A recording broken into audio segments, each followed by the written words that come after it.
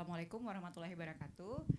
Eh, Terima kasih untuk panitia juga karena hari ini saya diberikan kesempatan untuk presentasi tentang uncapping the egg, axillary flap, dan Caroline Windows techniques. Jujur aja, saya sendiri sebenarnya belum pernah melakukan axillary flap atau Caroline window karena selama ini kayak saya mengakukan draft 2A-nya terbatas pada uncapping the egg, tapi kalau kasus-kasus yang sulit, tumor atau RSK refraktor, saya langsung menggunakan draft 2B atau draft 3 atau modified Lothrop. Jadi nanti izin saya menampilkan video, bukan video saya, tapi video axillary flap Profesor PJ Wormald dan Caroline Window Profesor Richard Harvey. Mudah-mudahan beliau nggak keberatan ya saya tampil. Jadi kita tahu ya bahwa operasi pada sinus frontal ini sangat merupakan challenging karena memang anatominya itu sangat unik. Kita harus melihat ke atas dari endoskopi teknik, kita harus visualisasi ke atas dengan endoskopi yang bersudut dan alat-alat yang bersudut, dan itu tidak mudah. Apalagi dengan endoskop 70 ya. Jadi memang membutuhkan latihan. Kemudian juga anatominya yang sangat-sangat variatif. Alhamdulillah tadi sudah dijelaskan banyak oleh Dr. Febri sehingga saya bisa menyingkat waktu karena saya juga tadi sudah diperingatkan hanya boleh 15 menit presentasi. Ya kita lihat ini ya, kita operasinya tuh ke atas. Dipercepat aja videonya. Jadi di sini ada frontal beak dengan ostium yang menyempit, itu sangat-sangat menyulitkan kita pada saat melakukan operasi sehingga membutuhkan surgical skill yang cukup tinggi dan juga dexterity.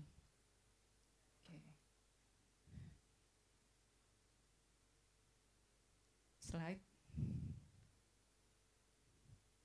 Nah tadi anatomi sudah diingatkan oleh Dr. Febri. Lanjut aja slide. Anatomi, jadi memang sinus frontal ini ada penyempitan ya di ostiumnya. Jadi dibentuk oleh si frontal beak. Frontal beak ini adalah perpaduan 3 tulang. Prosesus frontal os maxilla, kemudian prosesus nasal dari tulang frontal dan juga nasal bone ya. Ketiga perpaduan tulang 3 yang padat dan kompak inilah yang membentuk suatu frontal beak, sehingga pada saat di daerah ostiumnya akan ada penyempitan. Kemudian nanti akan melebar lagi di bawah yaitu recessus frontal. Jadi berbentuk seperti jam pasir. Nah, kalau kita lihat batas-batas dari recessus frontal ini ada tadi ya sudah dijelaskan detail, ada batas anteriornya adalah posterior dari agar nasi, batas posterior dari recessus frontal adalah anterior dari bula, kemudian batas lateral lamina papiraceae, dan batas medialnya adalah vertikal lamela dari congca media. Jadi ketika kita mau membuka sinus frontal, kita harus juga mau tidak mau melakukan ethmoidectomy anterior, kecuali kalau pada intak bula, untuk mendapatkan landmark dari lamina papiraceae sebagai batas lateral ya. Kemudian, nah ada beberapa teknik untuk operasi sinus frontal ya. Ada draft 1, draft 2A, draft 2B, dan draft 3. Kapan kita sebut draft 1? Kalau kita tidak melakukan apa-apa di daerah recessus frontal, hanya melakukan ethmoidectomy anterior. Itu kita sebut sebagai draft 1. Jadi ini biasanya kalau ostiumnya cukup gede, terus antara jarak diameter AP-nya lebar, itu dengan hanya ethmoidectomy anterior saja sudah terbuka ostiumnya. Kemudian draft 2A. Draft 2 ini sebenarnya prinsipnya adalah kita melakukan operasi di daerah recessus frontal. Jadi bukan mengutak-utik isi sinus frontalnya. Yaitu ada beberapa teknik, uncapping the egg, intak bula, kemudian juga axillary flap, dan Caroline window. Apa bedanya? Kalau uncapping the egg, kita hanya mengangkat dinding posterior dari agar nasi. Sedangkan axillary flap, kita mengangkat anterior dari agar nasi. Dan hampir sama sebenarnya dengan Caroline window. Pada Caroline window kita mengangkat tidak hanya agar nasi secara keseluruhan, tapi juga mengangkat prosesus frontal os maxilla. Jadi yang kita lakukan itu adalah daerah middle turbinate, axilla, agar nasi. Jadi MTAN kompleks. Jadi kita bekerja di daerah MTAN kompleks untuk membuka frontal recess. Nah, Nah, ada beberapa teknik ya. Jadi teknik yang pertama uh, uncapping the egg.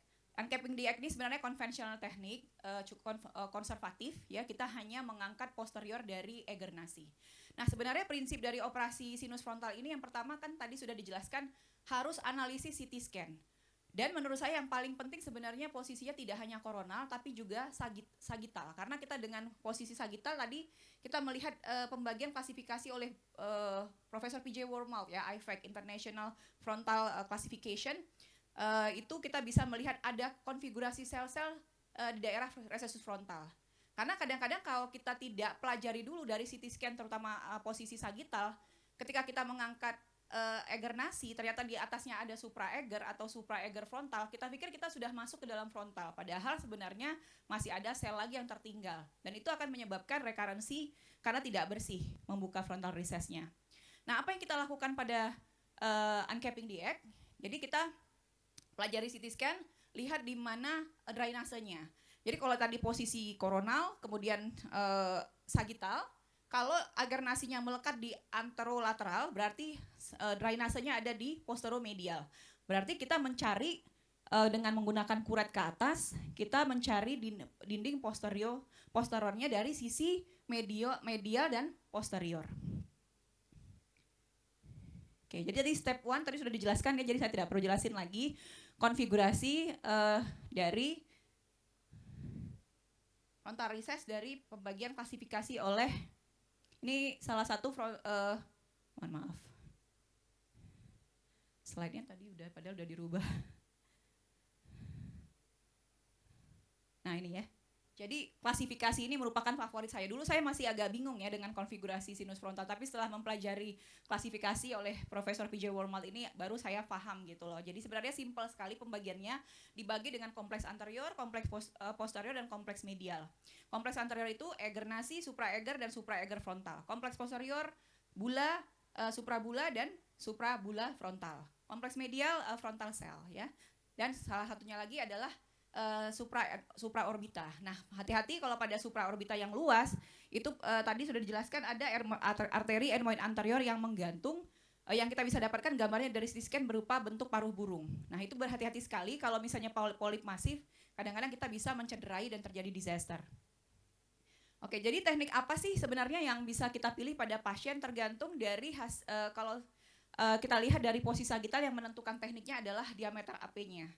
Jadi kalau pada diameter AP yang cukup lebar, tadi diameter AP sudah dijelaskan dari posterior frontal beak ke tabula posterior. Ketika diameter AP-nya luas, maka kita boleh melakukan draft 2A. Draft 2A tadi yang dengan uncapping the egg, ataupun dengan mengebor tulang frontal beak dan processus maxilla, yaitu axillary flap dan Caroline window ya. Nah, ini kita bisa melakukan draft 2. Kalau kita lihat tuh di situ diameter AP-nya cukup luas. Kemudian kalau diameter AP-nya kecil, maka kita juga masih bisa menggunakan teknik Caroline window atau axillary flap karena kita mengangkat frontal beak dan processus maxilla os frontal. Enggak jalan. Bisa di slide? Nah ini ya, ini diameternya kalau dilihat dari posisi, jadi hanya bisa dilihat dari posisi sagital. Kalau misalnya sagitalnya diameter AP-nya kecil, kita terpaksa melakukan pengeboran yaitu dengan axillary flap atau bahkan draft 2B atau draft 3. Slide?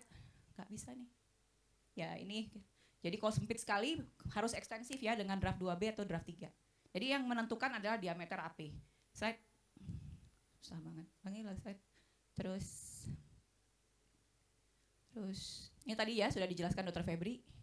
Oke, setelah kita mempelajari konfigurasi dari frontal recess, maka kita mencoba membayangkan 3 dimensinya, di mana letak drainasenya, kemudian konfigurasi sel-selnya, dan juga membandingkan dari endoskopi dengan CT scan. Endoskopi pada saat intraoperatif. Slide. Ya, slide. Terus slide. Oke. Ini tadi uncapping the egg. Jadi kita menganggap bahwa superior dari bula itu adalah sebagai kubah dari atap telur, kulit telur. Jadi kita mengangkat atap dari kulit telur dari posterior dengan menggunakan kuret yang ke atas. Slide lagi, slide. Jadi ya kita selipkan slide lagi. Nah, ini video operasinya. Ini salah satu contoh pasien saya dengan RSK dengan polip ya. Jadi setelah saya melakukan retrograde ya, jadi setelah selesai maxillary antrostomy, kemudian sphenoidectomy, baru kemudian saya melakukan frontal sinusotomy dengan menggunakan kuret ke atas karena dari CT scan diameter AP-nya cukup lebar. Jadi saya memutuskan untuk melakukan uncapping di egg. Jadi kalau dilihat dari CT scan-nya perlekatan Egernya di lateral anterior. Maka saya menyelipkan kuret di medial posterior. Kemudian mendorong si dinding posterior dari Eger nasi ke anterior. Dipercepat aja. Waktunya enggak cukup. Dipercepat lagi bisa.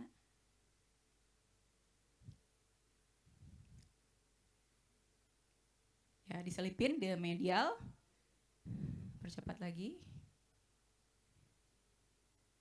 Habis. Terus. Nah, pada pasien ini kebetulan tidak ada sel supra-Eger atau supra-Eger frontal. Jadi setelah diangkat si bula Eger nasi, maka kita sudah langsung melihat ostium dari sinus frontal. Bagaimana kita memastikan bahwa kita sudah berada di sinus frontal, bukan atau tidak ada sel lagi di atasnya. Yang paling penting adalah landmarknya adalah posterior table dari sinus frontal. Slide berikutnya. Nah, ini kita lihat, ini sudah diangkat Eger nasinya, kemudian kita bisa melihat ostium, kemudian landmarknya adalah posterior table dari sinus frontal. Jadi lobus frontal ya. Kalau kita belum menemukan posterior table berarti kita belum berada di sinus frontal. Kita lihat di bawahnya itu ada arteri ethmoid anterior yang berjalan ya.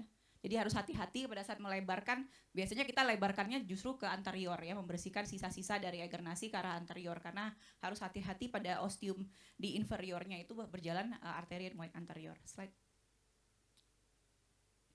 Oke. Nah, ini post op-nya ya. Kita lihat post op-nya. Hanya dengan draft 2A uncapping di egg sudah cukup lebar. Ini pasca op 3 bulan. Dan biasanya kalau untuk RSK tipe 2 saya lanjutkan dengan irigasi steroid. Dipercepat. Ya. Kita lihat di sebelahnya itu gambarnya kalau kita matikan lampu ya. Terang sekali, sinus frontalnya bersih. Terus. Frontalnya mana? Sudah. Oke. Lanjut slide berikutnya. Nah, ini adalah teknik axillary flap oleh Profesor P.J. Wormald. Prinsipnya adalah aksilektomi, jadi mengangkat aksila dari perlekatan congca media. Bedanya dengan Carlin window, sebenarnya tekniknya prinsipnya sama, pengangkatan prosesus frontal os maxilla, pengangkatan aksila dari congca media, Eger nasi, tapi bedanya base flapnya. Kalau pada axillary flap, base flapnya itu di superior. Sedangkan kalau Carlin window, base flapnya di inferior. Kalau dilihat sebenarnya memang lebih memudahkan kalau base flapnya di daerah inferior. Karena kalau kita sibakkan flapnya ke arah superior itu sering flapnya jatuh ya, jadi mengganggu area operasi. Jadi dilakukan pengeboran dan ini kelebihannya bisa menggunakan bor yang lurus, tidak harus bor yang bersudut. Jadi setelah dibuat insisi dari ketiak dari congca media, kemudian ke atas ke arah superior, kemudian melintang ke arah apertura piriformis, kemudian di flapnya sampai perios didiseksi bisa dengan respa, kemudian diarahkan ke superior. Baru kemudian dilakukan pengeboran dengan bor yang lurus. Setelah itu flapnya dikembalikan lagi supaya tidak terjadi osteoneogenesis. Lanjut slide berikutnya. Nah, ini adalah Carlin window, ini videonya Profesor Richard Harvey. Ya biasanya bisa menggunakan pisau atau kauter yang monopolar ya. Kita buat insisi hampir sama prinsipnya, cuma base-nya di inferior. Jadi dari atas perlekatan congca media, kemudian superior, kemudian ke anterior ke arah apertura piriformis, kemudian sebelum apertura piriformis, kemudian di bor. Nah, batas lateral pengeborannya adalah sakus lakrimal. Jadi tidak boleh melewati sakus lakrimal karena kita tidak mencederai sakus lakrimal di sini. Setelah dibor dengan menggunakan bor yang lurus, kemudian sel-sel dibersihkan sampai kita lihat ostium frontal. Jadi memang ostium frontalnya sangat terlihat sangat besar. Nah, ini digunakan ini untuk mengangkat sisa agar nasi. Jadi prinsipnya adalah aksilektomi. Aksilektomi itu mengangkat MTAN, middle turbinate axilla, agar nasi dan processus frontal os maxilla. Jadi hanya dengan menggunakan teknik ini kita bisa melihat hanya dengan endoskop 0 derajat. Oke. Kemudian flapnya dikembalikan lagi dan Profesor Richard Harvey menggunakan juga graf yang diambil dari tail dari kongka inferior. Jadi untuk mencegah osteogenesis di grafnya untuk menutup tulang yang bare bone. Oke. Jadi prinsipnya sama ya. Axillary flap dengan Caroline window prinsipnya adalah untuk mencapai 0 degree visualization concept. Jadi hanya dengan 0 derajat kita bisa melihat ostium frontal, tidak perlu menggunakan ostium 70. Ini tentu memiliki kelebihan dibandingkan uncapping DX. Uncapping DX setelah kita operasi kita harus menggunakan endoskop yang bersudut 70 atau 45 untuk melihat ostiumnya. Sedangkan untuk teknik ini kita bisa hanya melihat dengan endoskop 0 degree. Nah, prinsipnya tadi sudah saya jelaskan.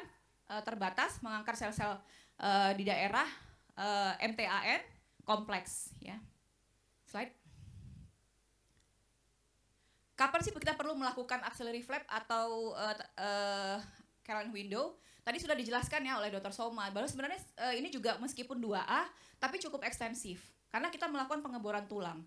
Yang ketika kita melakukan pengeboran tulang ada resiko osteoneogenesis dan penyempitan kembali ya, osteotis misalnya. Jadi memang ini hanya untuk kasus-kasus yang selektif. Contohnya kasus RSK tipe 2 yang recurrent yang dengan diameter AP-nya yang sempit. Jadi kita yakin kalau kita pakai teknik biasa dengan uncapping DX kemungkinan akan stenosis dan menutup kembali. Nah, ini ada satu penelitian yang meneliti slide berikutnya. Dengan menggunakan pada 5 kadaver dengan menggunakan teknik Caroline window ini setelah operasi dilakukan cuci hidung kemudian dievaluasi dibandingkan antara yang tidak menggunakan Caroline window dengan yang Caroline window. Ternyata didapatkan penetrasi cuci hidung irigasinya dengan kepala head down 45 derajat itu jauh lebih baik dengan menggunakan teknik yang Caroline window ini. Jadi penetrasi ke dalam sinus frontal. Nah, ini penting sekali mungkin untuk kasus-kasus RSK tipe 2 refraktor yang mungkin setelah operasi kita masih butuh irigasi steroid. Jadi ini cukup membantu untuk mencegah rekarensi dan penetrasi dari irigasi steroidnya. Slide. Ya, jadi kesimpulannya uncapping DX, axillary flap dan Caroline window ini sebenarnya adalah teknik operasi frontal draft 2A. Jadi hanya mengangkat sel-sel di aksila dari maksila, kemudian agar nasi dan processus frontal os maxilla serta frontal beak. Dan kapan kita menggunakannya tentu pada kasus-kasus yang selektif karena ini juga kedua teknik ini axillary flap dan Caroline window ini juga memiliki resiko karena kita melakukan pengeboran tulang, terjadinya osteoneogenesis dan stenosis. Jadi memang tapi berdasarkan penelitian dilakukan oleh Profesor Richard Harvey ini untuk kasus selektif yang memang kita curigai akan terjadi kekambuhan atau kemungkinan terjadi stenosis kembali, maka kita bisa memilih teknik ini. Oke, mungkin itu saja dari saya. Terima kasih. Assalamualaikum warahmatullahi wabarakatuh.